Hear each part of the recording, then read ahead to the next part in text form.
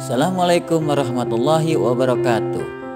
Selamat pagi, salam sehat anak-anakku yang soleh dan soleha. Pada kesempatan kali ini kita akan belajar tema 6 dengan tema Cita-citaku sungguh mulia, muatan pelajaran IPS dengan judul Sumber Daya Alam dan Manfaatnya, subtema 1 dan subtema 2.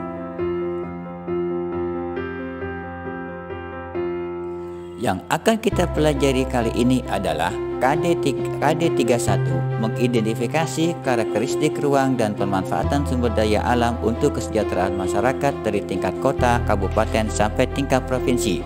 Dan KD41, menyajikan hasil identifikasi karakteristik ruang dan pemanfaatan sumber daya alam untuk kesejahteraan masyarakat dari tingkat kota, kabupaten, sampai tingkat provinsi.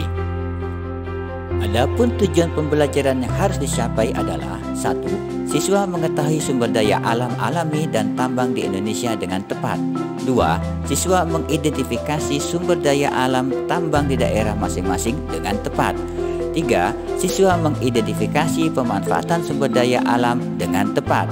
Dan yang keempat, siswa mengamati pemanfaatan sumber daya alam di daerah tempat tinggalnya serta upaya pelestariannya dengan tepat.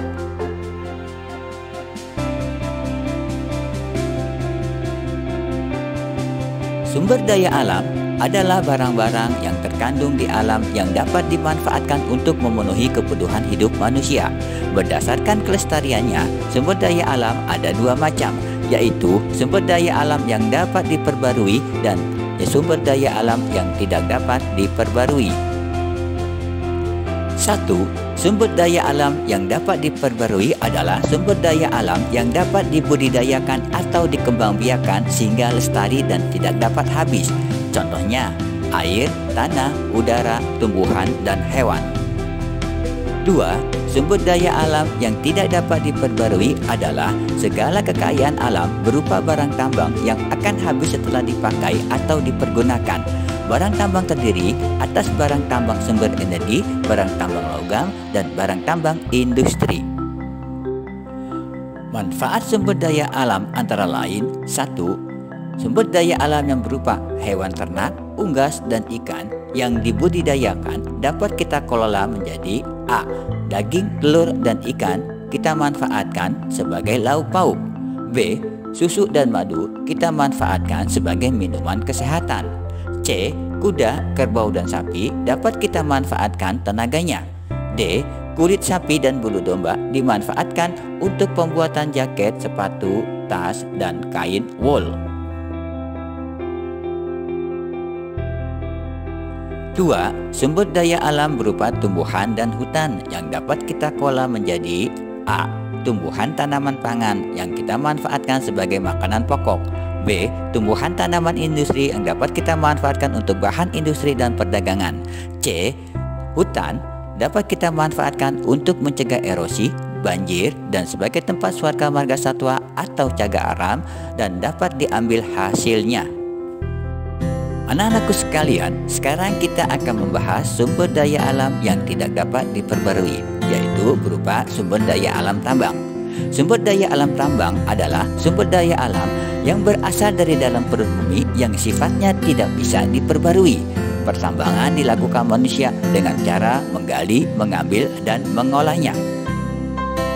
Secara garis besar, barang tambang dapat kita kelompokkan menjadi dua, yaitu 1. Berdasarkan manfaat dan kegunaannya dapat kita bedakan menjadi 3 golongan.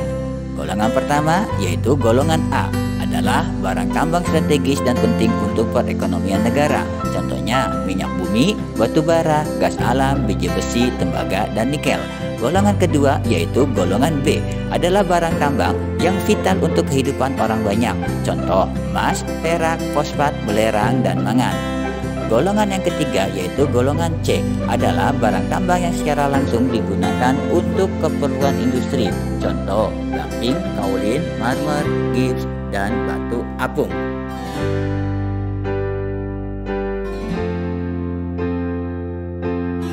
2. Berdasarkan bentuknya, barang tambang dapat kita bedakan menjadi 3 kelompok, yaitu A. Barang tambang berbentuk energi, contoh minyak batu bara, gas alam, dan uranium. B. Barang tambang berbentuk mineral logam, contoh timah, tembaga, biji besi, emas, perak, dan nikel. C. Barang tambang berbentuk mineral non atau bukan logam, contoh intan, belerang, batu gamping, pasir kuarsa, marmer, dan fosfat. Barang tambang juga dapat kita kelompokkan berdasarkan bahan asal pembentukannya, yaitu 1. Mineral organik yang berasal dari sisa makhluk hidup, contohnya gas alam, minyak bumi, dan batu bara. 2. Mineral anorganik yang berasal dari sisa-sisa bahan anorganik, contohnya kaolin, batu, pasir kuarsa, dan yodium. Anak-anakku sekalian, pemanfaatan sumber daya alam tidak boleh dilakukan secara berlebihan, namun harus disesuaikan dengan kebutuhan hidup manusia agar tetap lestari.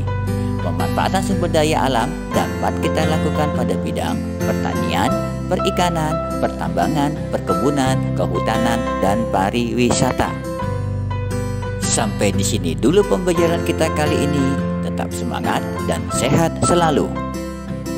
Anak-anakku, jangan lupa untuk tetap menjaga 3M, yaitu memakai masker, mencuci tangan, dan menjaga jarak. Assalamualaikum warahmatullahi wabarakatuh.